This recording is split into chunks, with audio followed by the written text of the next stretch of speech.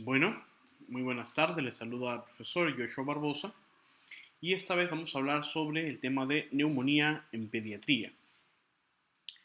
Vamos a partir con esta conferencia haciendo dos segmentos grandes. El tratamiento del niño menor de un mes, que aún no se encuentra en la unidad de cuidados intensivos neonatales, y los niños que están en la UCI neonatal. Entonces, esa conferencia va a tener varias partes. La primera sección, o el primer video que vamos a ver, que es el que están viendo ahora, va a tratar sobre la descripción fisiopatológica con la orientación clínica, la descripción clínica y diagnóstica, y vamos a hablar después, en otra conferencia, sobre la descripción microbiológica y manejo según etiología y grupo etario.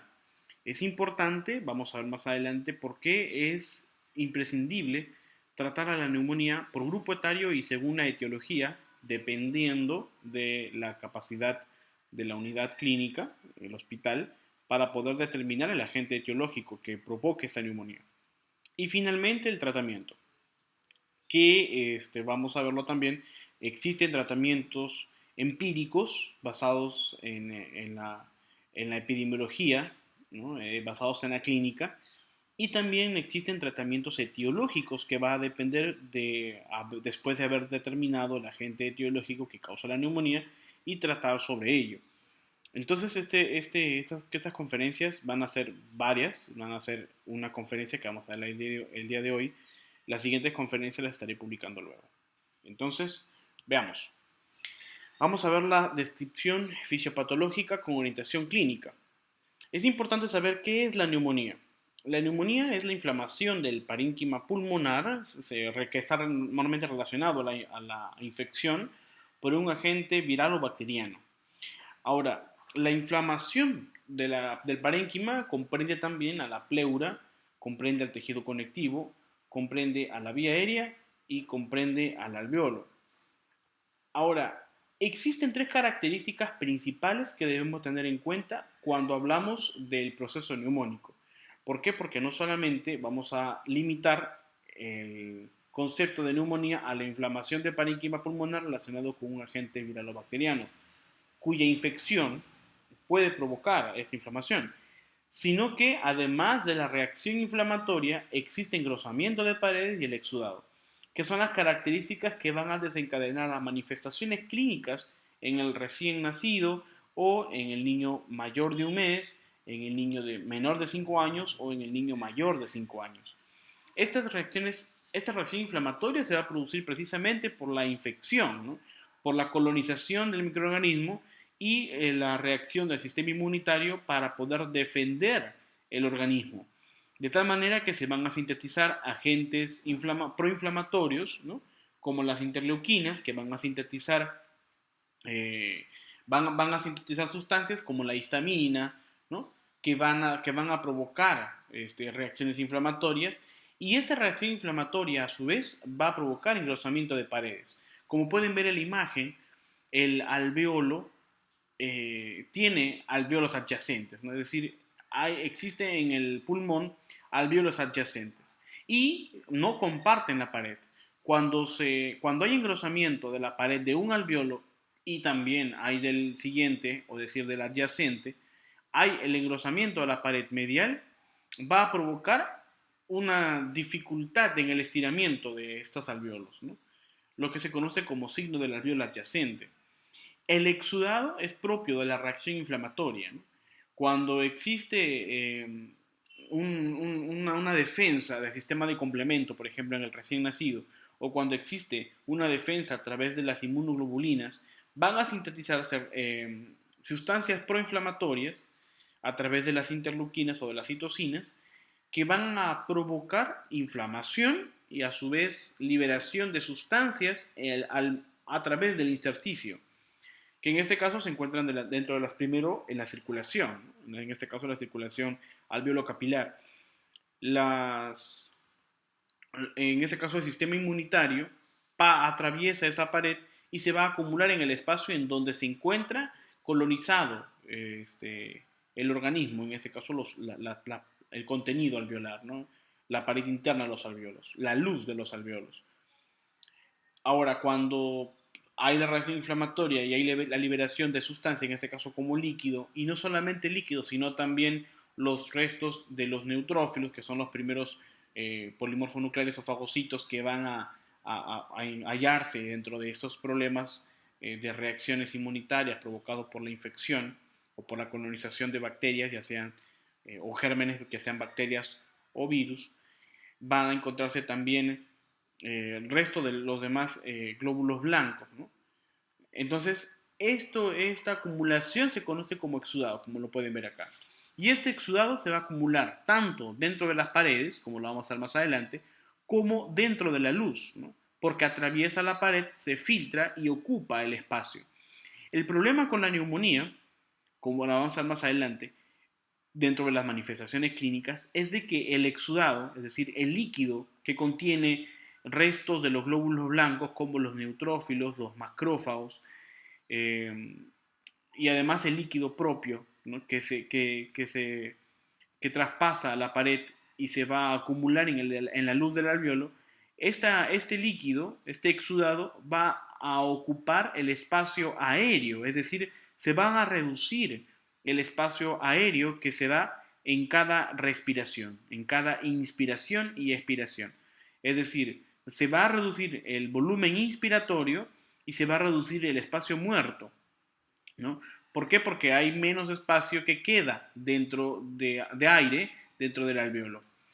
Lo que va a ocurrir es la disminución del volumen corriente, ¿no? El volumen corriente es el volumen inspirado y expirado, ¿no? En cada respiración, cada movimiento respiratorio. El volumen corriente disminuye. ¿Por qué? Porque se ocupa el espacio de aire que normalmente ocurría en el alveolo. Esto ya no se va a dar porque el alveolo está ocupado de líquido. Y lo que tiene que hacer el niño es aumentar la respiración y hacerla más superficial porque no se puede hiperextender. ¿Por qué? Porque el alveolo está engrosado, el alveolo es menos elástico, es más resistente al estiramiento y por ende el niño no puede respirar de manera profunda, lo que va a ocasionar que el niño respire de manera superficial y cada vez más rápido, lo que se conoce como taquipnea. El problema es que cuando esta inflamación va ascendiendo, porque normalmente se encuentra en la vía respiratoria baja, como los bronquios, bronquiolos y alveolos, cuando esta infección va ascendiendo, va también colonizando las vías aéreas cada vez más superiores y va a provocar en el niño cierta dificultad respiratoria, lo cual es un signo de agravio en el niño. El niño va mucho más si es menor, el niño si es menor, cuanto menor sea, más riesgo de dificultad respiratoria y por ende más riesgo de compromiso del sistema nervioso o del estado de conciencia o del estado general va a tener. Mientras menor sea el niño, mayor es el riesgo.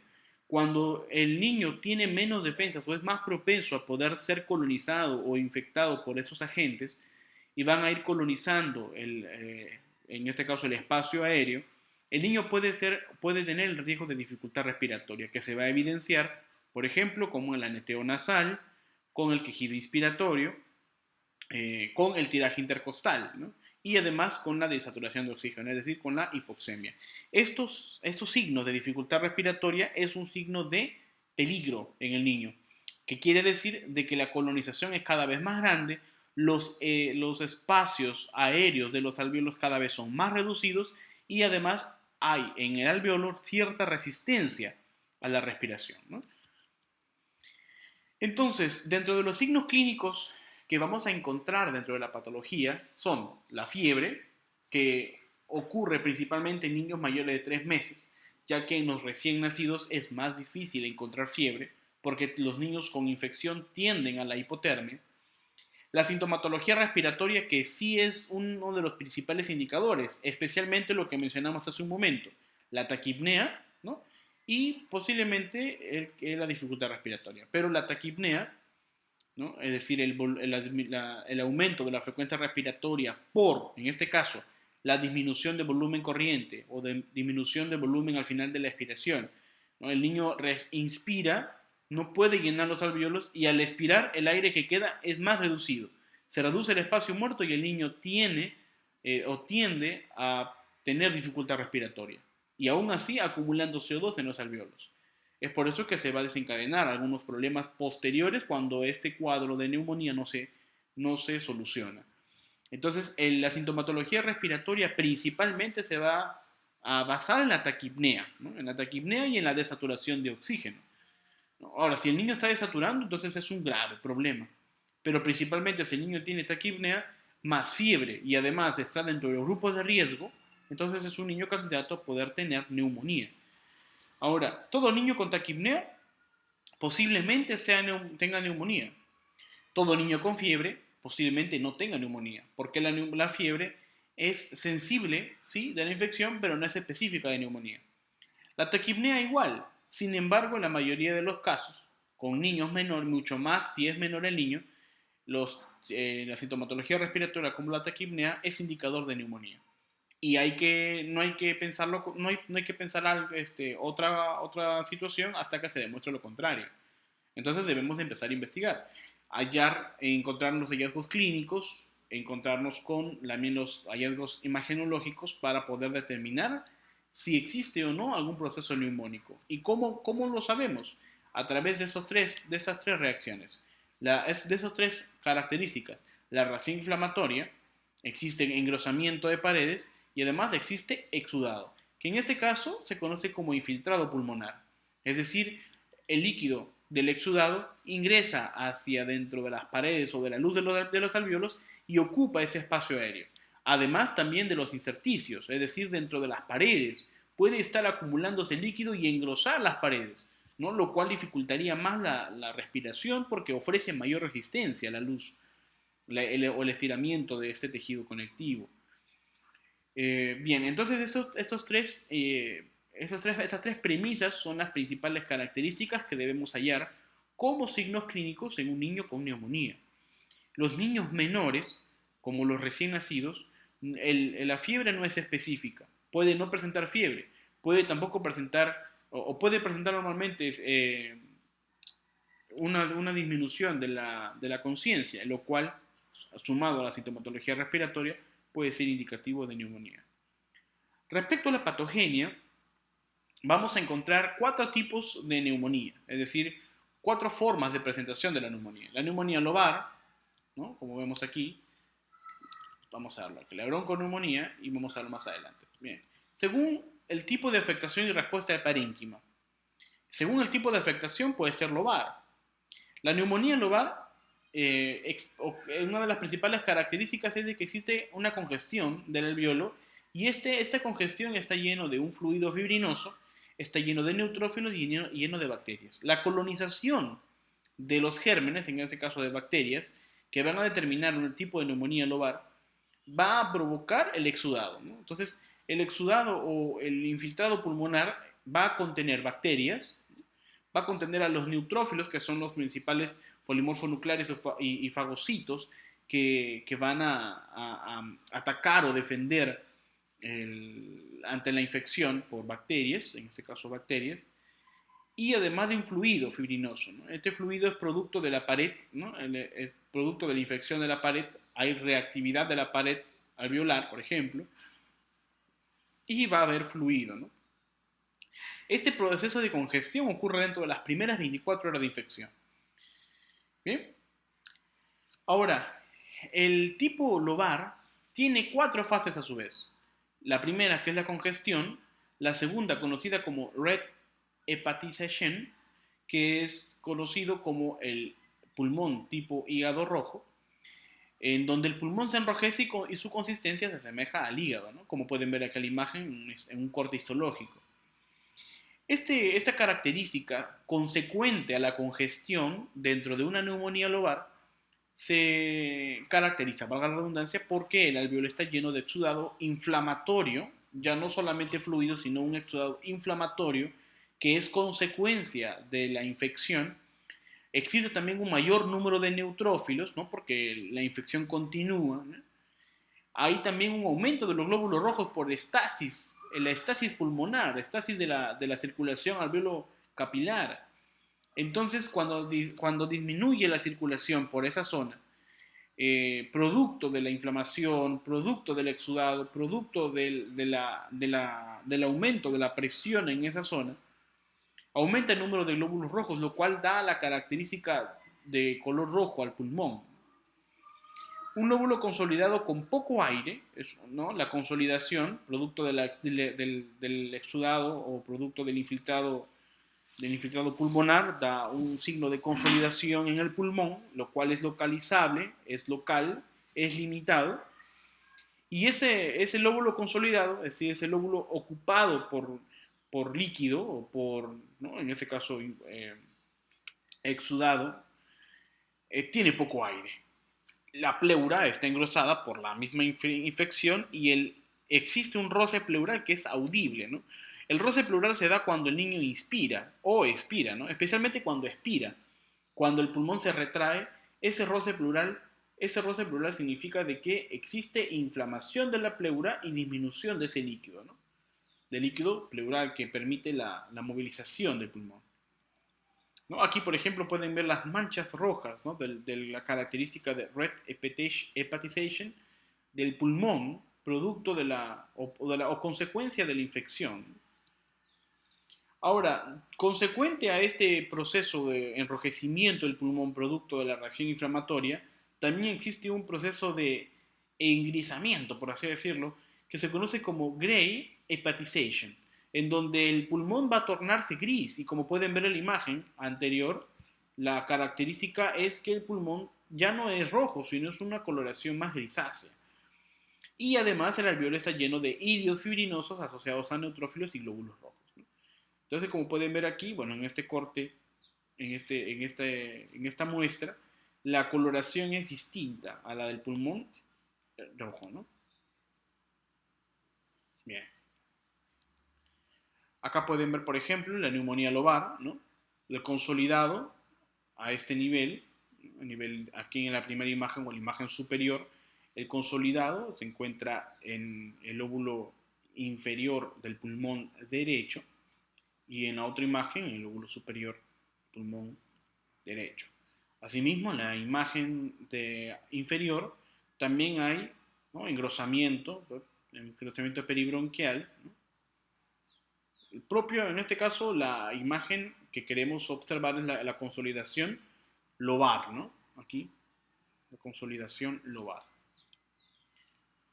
El último proceso de la neumonía lobar, para su recuperación se conoce como reabsorción, en donde los pulmones se encuentran tensos y existe una todavía pared alveolar engrosada, como lo pueden ver aquí, y además está fibrosa y es característica esta imagen, ¿no? Y se da la reabsorción del exudado. La bronconeumonía es otro tipo de presentación de la neumonía dentro de la patogenia y tiene también sus propias características dentro de los rayos X, que es el elemento principal para poder determinar la forma de presentación de la neumonía. Y la bronconeumonía está relacionada con la inflamación supurativa de los bronquios y alvéolos circundantes. En este caso se caracteriza porque el exudado llena los bronquios y los bronquiolos y afecta también los alvéolos adyacentes. Y además de que el alvéolo distante puede estar libre de exudado, es decir, vamos a ver un engrosamiento peribronquial dentro de la neumonía. No un patrón intersticial como en la neumonía producto de un virus, ¿no? Pero que esto de una neumonía intersticial puede pasar a una bronconeumonía. Ahora, dentro de la bronconeumonía, la irregular consolidación puede afectar uno o varios lóbulos o normalmente es bilateral, es decir, puede ver este patrón de exudado con bronquios y bronquiolos y alvéolos adyacentes con aumento de tamaño, aumento de grosor, puede ser bilateral, puede estar en ambos pulmones. Y los más afectados son las zonas pulmonares dependientes y las bases. Como vamos a ver acá, por ejemplo, ¿no? Aquí no hay una consolidación, sino que hay un engrosamiento de los bronquios, ¿no? Un engrosamiento de los bronquios bilateral, ¿no? Bilateral. Aquí, por ejemplo, de esta misma imagen se deriva a todo este engrosamiento peribronquial, ¿no? de la luz bronquial. En este caso, se puede corroborar que en ambos pulmones existe, pero con a predominio del pulmón derecho. La neumonía intersticial, típica de las neumonías víricas, donde la inflamación se encuentra dentro de la pared alveolar en lugar del espacio aéreo, ¿no? Entonces, el infiltrado no ocupa el espacio aéreo, como pueden ver acá, ¿no? En la imagen. El infiltrado ocupa la pared alveolar, lo cual torna más engrosada y mucho más dificultad de respiratoria existe. ¿Por qué? Porque no hay ocupación de líquido, ¿no? Como en la neumonía bacteriana, que suele acompañarse de derrame pleural, producto del infiltrado, sino que hay engrosamiento de la pared, entonces para el niño es mucho más difícil la respiración. Sin embargo, puede llegar a respiraciones profundas. Entonces el quejido o la dificultad va a ser una de las características principales de las neumonías víricas que cursan con neumonía intersticial, ¿no? Otro tipo es la neumonía miliar, que cursa con diseminación hematógena de la infección a través del pulmón, que lleva a lesiones discretas de los pulmones. ¿Ven? Aquí, por ejemplo, pueden ver el patrón radiológico de la neumonía miliar. Dentro de la fisiopatología clínica, vamos a preguntarnos qué causa la neumonía y cuáles son sus consecuencias, ¿no? O sea, ¿cuál es lo que provoca la neumonía y cuáles son las consecuencias de esta misma, ¿no? Es decir, ¿cuáles son las consecuencias que traería la inflamación de la pared, el contenido de exudado dentro de estos alvéolos y la reacción inflamatoria propia, ¿no? Ahora, existen diversos elementos dentro de la fisiopatología de la neumonía. Lo principal es ese mecanismo de defensa, que tiene mucho que ver con el filtro nasal, el epitelio ciliado y el reflejo epiglótico, es decir, con las características anatómicas que van a permitir defender ante los microorganismos dependientemente del tamaño de la partícula, como lo estamos viendo acá. Otro de los elementos son los factores de virulencia, ¿no? Ahora, también esto va a depender mucho de la capacidad inmunitaria del niño. ¿Por qué? Porque los factores de virulencia son o afectan directamente, inversamente proporcional a la capacidad inmunitaria del niño, ¿no? Si la capacidad inmunitaria del niño está comprometida, entonces el niño puede ser más vulnerable a tener una infección. Dentro de la capacidad inmunitaria destacan los fagocitos, como los polimorfonucleares, ya sea los neutrófilos, y los macrófagos, ¿no? Además de la capacidad del niño para su inmunidad tumoral y celular y las inmunoglobulinas con las que nace el niño. Entonces el niño menor de un mes nace o tiene la inmunoglobulina que le va a permitir defenderse, ¿no? Además que el principal mecanismo de defensa es el sistema de complemento en el niño menor de un mes. Ahora, dentro de la fisiopatología también es muy importante el tamaño de la partícula invasora, porque según el tamaño puede atravesar la faringe, puede quedarse en el transcurso de la vía aérea o incluso puede llegar al alveolo. Cuando la partícula es mayor a 10 micrómetros, no atraviesa la faringe y por ende la infección se puede dar solamente a nivel superior. Ahora, si el exudado con las bacterias ingresan hacia las vías aéreas inferiores, puede continuar la infección. Pero si las partículas son de 2 a 10 micrómetros, puede llegar al árbol bronquial. O si es menor de 1 micrómetro, pueden alcanzar los alvéolos. Ahora, esta es una de las descripciones fisiopatológicas que más, creo yo, es más ordenada, en el sentido de que nos permite conocer cuáles son los ejes de tratamiento de la neumonía, que vamos a ver al final en otras conferencias. Recuerden que el patógeno, ya sea virus o ya sea bacteria, es inhalado o ingerido, ¿no? Ese es el mecanismo de ingreso o de acceso del patógeno al organismo, ¿no? Que es el huésped. Luego se da la colonización de la nasofaringe primero, según el tamaño de la partícula, poder entonces faringe, bronquio, bronquiolos o alvéolos. Cuando la colonización del patógeno se da a nivel alveolar, ya provoca la infección, ¿no? Independientemente de estos de acá, que también van a ver si con problemas con la infección, con la enfermedad, pero estamos hablando ahora de los alvéolos. En ese caso, los alvéolos van a estar colonizados, va a ocurrir la infección y ahí mismo va a ocurrir también la reacción inmunitaria para las defensas. Citando aquí a las citoquinas proinflamatorias, como por ejemplo la interleuquina 1, la interleuquina 6 o el factor de necrosis tumoral alfa, la citotoxicidad y la fagocitosis. Estas citoquinas van a dar como consecuencia la formación de exudado, la inflamación y el estasis, ¿no? Ahora, todo este proceso es la duración de la enfermedad. Cuando el niño tiene la infección y además los problemas que son consecuentes a la reacción inflamatoria o la reacción inmunitaria provocada por la infección, que a su vez van a provocar la dificultad respiratoria. Todo esto es la duración de la enfermedad. Entonces aquí parte uno de los ejes de tratamiento, ¿no? La reacción inflamatoria, ¿no? La reacción inflamatoria que se resuelve atendiendo la infección, ¿no? Atendiendo la infección y además los síntomas propios de la infección, que son la fiebre, el dolor, la tos, ¿no? Si ocurriera tos en niños mayores, por ejemplo, etcétera, ¿no? Pero por otro lado, la ocupación del exudado, la estasis y la inflamación de la pared alveolar o del intersticio de todo el pulmón, incluyendo la pleura, puede provocar a su vez dificultad respiratoria, ¿no? Y aquí la dificultad respiratoria es el segundo eje del tratamiento. Entonces se va a tratar tanto la infección como la sintomatología propia de la infección y además la dificultad respiratoria.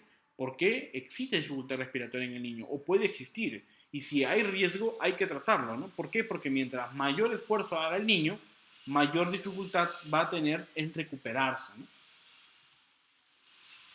Ahora, dentro de la etiología es importante conocer, aquí yo presento un cuadro que me gustó mucho de la Academia Americana de Pediatría, ¿no? Que hace cortes de edad, ¿no? De los 2 meses y menores, de 2 a 12 meses, de 1 a 4 años, de 5 a 12 años y mayores de 12 años. Entonces, los agentes etiológicos de la neumonía son, por ejemplo, destaca los Streptococcus del grupo B, ¿no? O el Streptococo beta hemolítico, el neumococo, los Staphylococcus aureus y la Listeria monocytogenes. Muy pocas veces elementos virales dentro de esta edad, ¿no? Sin embargo, a partir de los 2 hasta los 12 meses ya puede el niño estar más vulnerable a poder ser infectado por algún virus del ambiente que pueda provocar alguna enfermedad que subyace a la neumonía. Principalmente el neumococo o el virus sincitial respiratorio, que es el principal agente viral involucrado dentro de la enfermedad neumónica, ¿no? Que provoca en su mayoría bronconeumonía y que progresa a neumonía, ¿no? O que el virus sincitial respiratorio empieza con la bronquiolitis, bronconeumonía y neumonía. El virus para influenza, el virus de la influenza también, adenovirus, el metamnovirus humano, la clamidia trachomatis y la bordetella pertussis son los elementos principales dentro de esto. Y tienen aquí también los diferentes elementos o gérmenes que puedan provocar neumonía según la edad. Otro de los cuadros de la Asociación Española de Pediatría, que también me gusta mucho y que comparto aquí, porque se asemeja a nuestra realidad, tanto la realidad americana como la realidad europea, en este caso desde España, ¿no? Hacen también ese corte de edad. Me interesa mucho que vean esto, ¿no? Los cortes de edad de los neonatos, lactantes de 1 a 3 meses, menores de 5 años y niños mayores. Normalmente, según las normas clínicas de atención para los niños, los cortes de edad ese es el cuadro más adecuado. Y también destaca las mismas bacterias que la Academia Americana de Pediatría menciona, ¿no? Teniendo en cuenta que los lactantes de 1 a 3 meses, así como los niños de 12 a 12 meses, tienen más o son más vulnerables a poder ser contagiados por virus respiratorios, como el virus respiratorio sincitial, que provoca en su mayoría la bronquiolitis, ¿no? Ahora, respecto a los aspectos relevantes más importantes dentro de la etiología, tenemos que tener en cuenta de que la neumonía varía por la edad del niño, ¿no? La estacionalidad y las enfermedades de base. Definitivamente la forma de presentación o de la enfermedad de la neumonía en el niño es distinta por su edad, además por la respuesta del niño a la enfermedad y al tratamiento, la estacionalidad también, ¿no? Porque en algunos países o en algunos lugares con climas tropicales suele haber en la mayor parte del año infecciones de neumonía por virus, lo cual es menos agresivo que las neumonías por bacterias. Y las enfermedades de base, ¿no? Los niños que mayor tienen o que mayor riesgo tienen son los niños inmunocomprometidos y los niños con enfermedades cardiopulmonares. Otra de las características importantes es de que entre el 15 y el 35% de los casos suele ser una coinfección. Es decir, puede haber una infección tanto de una bacteria como de un virus, ¿no? Y normalmente suele asociarse el neumococo con el virus sincitial respiratorio o el Haemophilus influenzae. El diagnóstico etiológico es muy complicado. Los virus son responsables del 14 al 62% de los casos, siendo el virus sincitial respiratorio el principal agente, ¿no? El diagnóstico etiológico es muy complicado, como lo menciono. El Streptococcus pneumoniae es el principal agente bacteriano. Dentro de los grupos de bacterias, ese es el principal. Y el micoplasma y la clamidofila son los principales agentes etiológicos atípicos de la neumonía, ¿no? Bien, ahora vamos a revisar esto dentro de la anatomía patológica. Ya vimos la patogenia, ahora vamos a ver la anatomía patológica. Existen entonces dos tipos de neumonías, la neumonía vírica y la neumonía bacteriana. Como lo vamos a ver dentro de las manifestaciones y dentro de los patrones radiológicos. Las neumonías víricas se caracterizan por la presencia de neutrófilos que infiltran la vía aérea y linfocitos que filtran el parénquima pulmonar e el intersticio. Es decir, va a haber un patrón, como lo pueden ver acá, un patrón intersticial, ¿no? Un patrón intersticial. Puede haber un patrón iliar o pariliar, pero sobre todo intersticial, ¿no? No hay un patrón de consolidación, no van a haber exudado de tal manera, ¿no? en la silueta, no va a haber silueta, sino que va a haber como pueden ver, una imagen más concreta de los bronquios porque en este caso el exudado ocupa la pared, ocupa el intersticio, no ocupa en sí el alveolo, ¿no? Por ejemplo, aquí pueden ver un patrón intersticial correspondiente a un paciente con neumonía vírica por infección de sarampión, ¿no? Aquí, por ejemplo, dicen una proyección frontal muestra una hiperinflación con marcado aumento de las tramas broncovasculares, aquí, que salen del ilirio y de áreas de telectasias en ambas bases, ¿no? Vamos a ver áreas de telectasias en áreas bases, ¿no? Muy bien. Aquí, por ejemplo, también pueden ver un patrón pariliar, ¿no? Un engrosamiento también de los bronquios, ¿no? Típico de neumonía viral, ¿no? Afectación de engrosamiento del parénquima, sobre todo. Aquí, por ejemplo, una radiografía de tórax con patrón intersticial correspondiente a un paciente con neumonía vírica, que lo vimos hace un momento, ¿no? Aquí, una coinfección, ¿no? De la influenza tipo A con infección bacteriana secundaria, ¿no? Por ahí haber una coinfección, hay un patrón de consolidación y bien. Ahora, hay neumonías bacterianas, así como hay neumonías víricas, hay neumonías bacterianas. Eso va a depender mucho del agente etiológico. Ahora, dentro de las neumonías bacterianas también hay diferentes tipos de neumonías, y acá hay neumonías neumocócicas, neumonías estafilocócicas y neumonías atípicas. Las neumonías neumocócicas, por ejemplo, se caracterizan por tener una consolidación de un segmento o lóbulo pulmonar. No suelen ser bilaterales, o puede haber consolidación bilateral, pero en su mayoría no lo hay. Aquí, por ejemplo, van a haber afectación peribronquial y afectación con consolidación de un lóbulo, ¿no? Es un patrón alveolar. Dice acá, patrón alveolar con consolidación del lóbulo inferior izquierdo, ¿no? Ahora, también hay consolidación en neumonía neumocócica. Por ejemplo, acá en la imagen dice una proyección frontal, simple radiografía de tórax que muestra una consolidación del lóbulo superior derecho, ¿no? Por Streptococcus pneumoniae. Dentro de la neumonía bacteriana también existe afectación primaria de la vía aérea y del intersticio adyacente, ¿no? Por ejemplo, aquí vamos a una imagen de una neumonía estafilocócica, ¿no? Hay evidencia de infiltrados con empiema y neumatoceles, ¿no? Como pueden ver aquí en la imagen, hay consolidación, hay afectación primaria de la vía aérea y del intersticio adyacente que, bueno, aquí vamos a ver una imagen también después de bronconeumonía, cuál es la característica principal en este tipo de problemas, ¿no? Aquí, por ejemplo, dice, hay infiltrados alveolares e intersticiales, ¿no? Hay infiltrados también no solamente alveolar, sino también patrones intersticiales bilaterales, ¿no? En un paciente con Streptococcus pyogenes, ¿no? Aquí hay un paciente con opacidad bien definida, ¿no?, del lóbulo superior derecho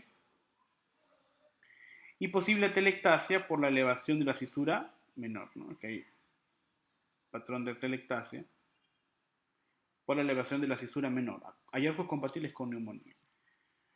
Ahora, también puede haber necrosis de parénquima en la neumonía necrosante por neumonías aspirativas, ¿no? Por ejemplo, aquí en el mismo caso de un niño, ¿no?, radiografía de tórax que evidencia la presencia de lesiones bulosas extensas en todo el pulmón derecho. Y es evidente este patrón que es muy irregular, propio de neumonías aspirativas, ¿no? Normalmente neumonías asociadas a ventilador mecánico, ¿no?, o neumonías que se pueden trabajar en la unidad de cuidados intensivos neonatales, ¿no?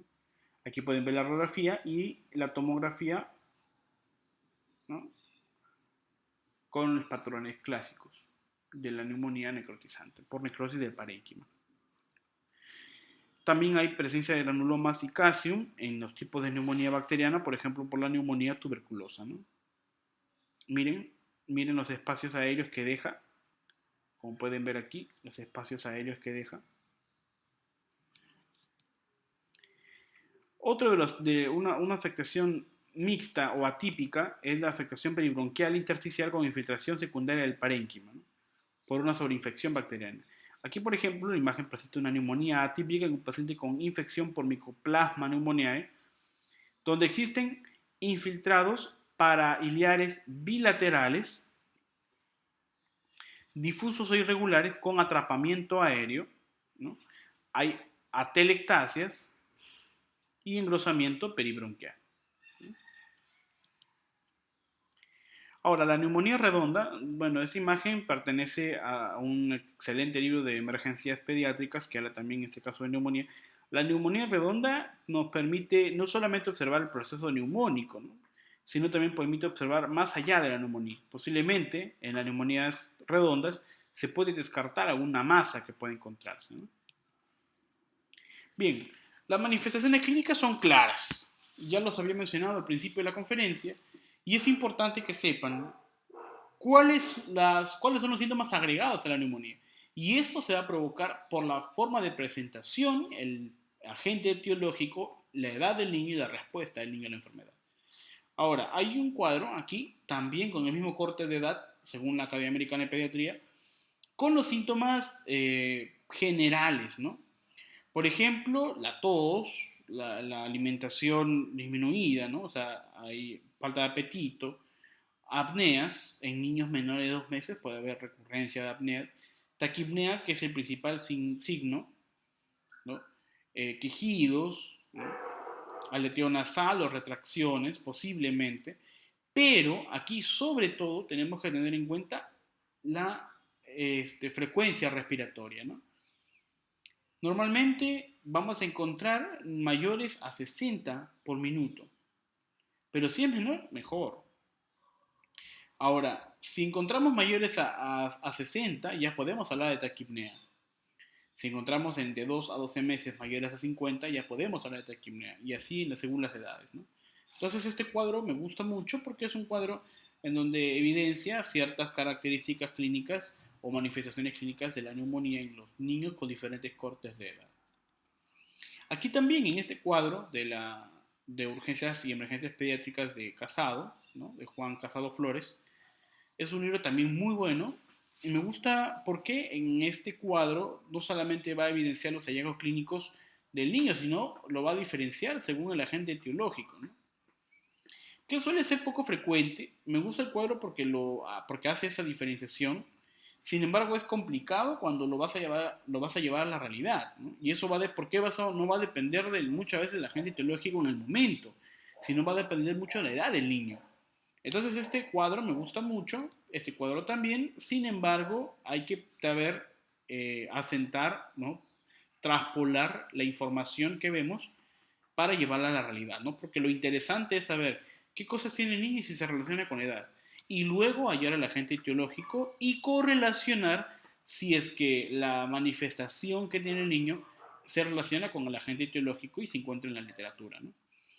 Aquí, por ejemplo, de la Asociación Española de Pediatría también hacen un cuadro parecido según el agente etiológico, ya sea bacterias normalmente o bacterias típicas, con las manifestaciones clínicas y radiológicas. También es importante un cuadro que engloba no solamente la etiología, ¿no? O el agente, el germen, sino también las alteraciones radiológicas, ¿no?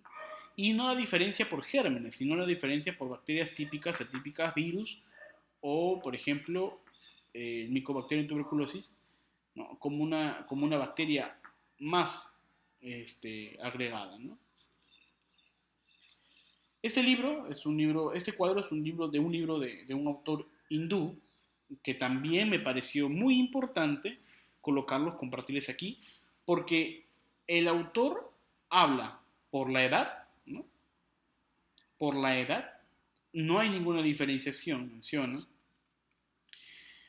por la estación, ¿no? O sea, normalmente, ¿cuándo vamos a encontrar manifestaciones clínicas? Por ejemplo, según la edad, totalmente, vamos a encontrar siempre las clásicas características, ¿no? Ya sean virales o bacterianas, y por micoplasma, a partir de 5 a 15 años de edad, vamos a encontrar las diferentes manifestaciones que se dan aquí, ¿no? Según la estación, en invierno, pero por micoplasma en todo el año, ¿no? Ahora, la forma de presentación puede ser de manera abrupta cuando es bacteriana, o puede ser variable, ¿no? Puede ser inconstante, puede ser muy poco insidiosa, es decir, va a evolucionar lento, o puede ser insidiosa en el micoplasma, ¿no? Puede darse en cualquier momento. La fiebre alta en las bacterias, variable, puede no encontrarse fiebre alta en las infecciones virales, o de bajo grado en las infecciones por micoplasma, ¿no? Pero la taquipnea, a mí en este cuadro me gusta mucho, porque por ejemplo en la taquipnea, en las neumonías bacterianas, es común encontrar taquipnea. Común encontrar taquipnea también en las neumonías virales, pero las neumonías por micoplasma, según este autor, son poco comunes, ¿no? Entonces la taquipnea es un signo no clave de la neumonía por micoplasma, según este autor, ¿no? Muy bien. Ahora, dentro de los signos, ya saben, la fiebre, ¿no? La fiebre que es más común si es que es mayor de 39 grados y está asociado a otros síntomas que están asociados a la estacionalidad, entonces hay que pensar en neumonía. Es decir, si tiene fiebre, pero no tiene otros síntomas, y además hay estación de invierno, y tengo otros casos, ya he tenido otros casos en el servicio de neumonía, voy a pensar en neumonía, hasta demostrar lo contrario. Y eso va a depender mucho de las manifestaciones clínicas no asociadas a la sintomatología respiratoria, por ejemplo. Ahora, la fiebre puede estar presente en lactantes menores o infecciones por Clamidia trachomatis, ureaplasma o Bordetella pertussis, ¿no? La taquipnea, aquí un elemento muy importante, ¿no? Y lo coloqué aquí este cuadro porque también me pareció muy importante que recuerden siempre cuándo diagnosticar o cuándo descartar el signo como taquipnea según la OMS, según los criterios aceptados en todo el mundo, ¿no? Y esto va a partir según la edad del niño. Ahora, existen ciertos aspectos relevantes que debemos de conocer, ¿no? En el momento de la manifestación clínica. Por ejemplo, existen hallazgos localizados en la exploración física, como los extractores inspiratorios, como la disminución del murmullo vesicular o del sonido pulmonar, y también el hallazgo de matidez a la percusión. En la neumonía del recién nacido existe dificultad para reconocer el diagnóstico por la ausencia de tos, en muchas veces la ausencia de fiebre, los episodios de apnea, ¿no? Que nos pueden llevar a pensar en otra cosa, o que nos pueden mandar directamente al niño a la ventilación mecánica, el aumento de la respiración, o sea, la taquipnea, y la cianosis, ¿no? que evidencia una falta progresiva de aire y las características tóxicas de sepsis. Ahora, por ejemplo, durante el examen ya mencionamos que se podía la matidez, la disminución del murmullo vesicular, y en los focos de consolidación de mayor tamaño suelen hallarse el soplo turbario, la broncofonía o la pectirología áfona, ¿no? Ahora, aquí es muy importante también, dentro de las manifestaciones clínicas, determinar los signos de compromiso del estado general. Si un niño al cual se está descartando neumonía tiene comprometido el estado general, es decir, tiene comprometido el nivel de conciencia, es un mal pronóstico. Hay que tratar de abordar de manera inmediata a ese niño, ¿no? El compromiso del estado general es un mal pronóstico de la neumonía. Y también la sepsis, ¿no? En los niños menores que tienen mayor riesgo de poder tener o poder llegar a un cuadro séptico producto de la neumonía. Ahora, dentro del diagnóstico clínico, también vamos a tener en cuenta la historia clínica propiamente dicha. Eso es un cuadro que ordené para que sepan qué cosas vamos a tener en la anamnesis, ¿no? Como el motivo de consulta, la enfermedad actual, los antecedentes, el marco epidemiológico y medio ambiente, el examen físico, los exámenes complementarios, el diagnóstico, el tratamiento, la evolución. Esa es nuestra historia clínica pediátrica en neumología. Es importante poder solucionar este problema empezando por todas las secciones, ¿no? Ahora, aquí es muy importante dentro de... Voy a hacer más claro en ese sentido, porque dentro de todos los exámenes complementarios que vamos a hacer, por ejemplo, el hemograma completo, el recuento leucocitario, los reactantes de fase aguda y los estudios microbiológicos son importantes. Sin embargo, nos van a servir más que todo para poder tomar medidas de soporte en el niño, es decir, las consecuencias de la neumonía. Pero para el diagnóstico propio de la neumonía se basa principalmente en el examen clínico y en las radiografías. Es por eso que hacemos mucha importancia, mucho énfasis en el diagnóstico de la neumonía por la imagen, ¿no? Porque es el principal hallazgo clínico. Ahora, en la radiografía y pruebas de imagen también es importante saber de que no siempre está, bueno, según también depende mucho de la unidad, porque si hay sospecha de neumonía, muchos pediatras lo que hacen es de frente pedir imagen, pero bueno, definitivamente eso va a depender mucho del criterio del médico, de la disponibilidad económica del paciente y además de las normas clínicas del hospital. Pero los rayos X, en su mayoría, de lo que son el principal elemento diagnóstico, no se tienen que tomar de manera deliberada en todos los niños, ¿no? O sea, no hay que pedir a todos los niños, sino que existen criterios para poder determinar si el niño en realidad necesita o no unos rayos X. Y esos son, por ejemplo, la neumonía grave, ¿no? Existe neumonía típica, atípica o neumonía por micoplasma, o existe también neumonía aguda y grave, ¿no? Neumonía aguda es una neumonía de presentación rápida, y la neumonía grave que compromete la vida del niño, que normalmente suele pasar o cursar con dificultad respiratoria grave que manda al niño a la unidad de cuidados intensivos neonatales. La confirmación del diagnóstico, es decir, yo ya tuve mi sospecha clínica, pero no puedo terminar de confirmar si existe una neumonía y para ello solicito una radiografía. Para hospitalización del paciente y determinación del agente etiológico que me va a ayudar con la confirmación de la imagen y la exclusión de otras posibles causas, ¿no? Ahora, la normalización de los cambios radiológicos se da entre la segunda y la tercera semana, o hasta la cuarta semana puede extenderse después de iniciar el cuadro, ¿no? La radiografía no se recomienda para confirmar curación del cuadro, ¿no? Si ya obtuvo una imagen, no es necesario poder tener otra imagen para confirmar que el cuadro ya se curó. Con la ausencia de los síntomas clínicos y el mejoramiento del estado general del niño, ya usted puede reconocer de que el cuadro ya no existe. Las proyecciones sugeridas para niños menores de 5 años es la anteroposterior, pero para los niños mayores de 5 años la proyección sugerida es la posterior-anterior. Ahora, la radiografía tiene elevada sensibilidad y especificidad, pero menor valor para distinguir la etiología, ¿no? La etiología de no vamos a poder siempre distinguir si es una neumonía viral o bacteriana a través de los rayos X, porque puede presentarse, por ejemplo, patrones intersticiales en bronconeumonía. Y la bronconeumonía en algunas ocasiones también puede ser provocada, puede ser de origen bacteriano.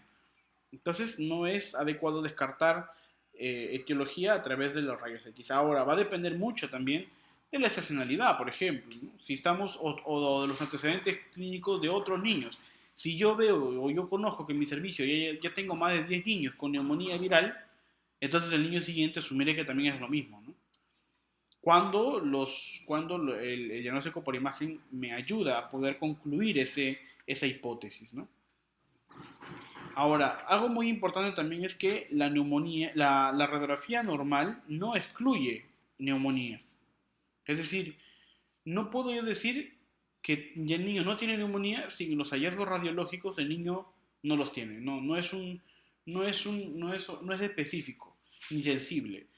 ¿Por qué? Porque mucho más si la neumonía, o sea, si el cuadro de neumonía es menor a las primeras 24 horas de evolución.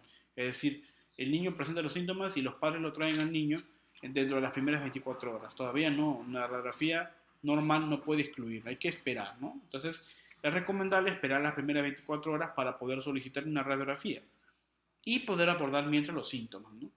Se pueden abordar con antibióticos según la sospecha clínica de neumonía, etcétera, ¿no? Ahora, existen dos patrones distintos, los patrones radiológicos alveolares y los patrones radiológicos intersticiales. Por ejemplo, los patrones alveolares, aquí existe una consolidación lobular o segmentaria con o sin broncograma o alveograma aéreo. ¿Qué es un broncograma? Un broncograma es cuando los bronquios más grandes suelen permanecer aireados y se contrasta con su lóbulo opaco alrededor. Por ejemplo, hay una condensación del lóbulo superior derecho con broncograma aquí, broncograma aéreo, ¿no? También un patrón alveolar se encuentra en la neumonía neumocócica y en la estafilocócica. Por ejemplo, aquí pueden ver, ¿no? Las características de la neumonía neumocócica, que cursa con consolidación homogénea que comienza en los espacios aéreos periféricos, y en la neumonía estafilocócica, que cursa con neumatoceles, derrame pleural y neumotórax, ¿no? Por ejemplo, una neumonía extensiva en pulmón derecho, aquí, imágenes de neumatoceles, ¿no? Aquí, que corresponden a una neumonía estafilocócica, ¿no? Aquí, por ejemplo, también hay dos neumatoceles o pioneumoceles. La neumonía por Klebsiella, ¿no? O sea, es frecuente observar abscesos múltiples o compromiso pleural con empieme, ¿no? Ahora, también existen patrones radiológicos intersticiales, ¿no? Que son propios de los virus, normalmente, pero podemos también encontrarlos en la bronconeumonía, patrones intersticiales.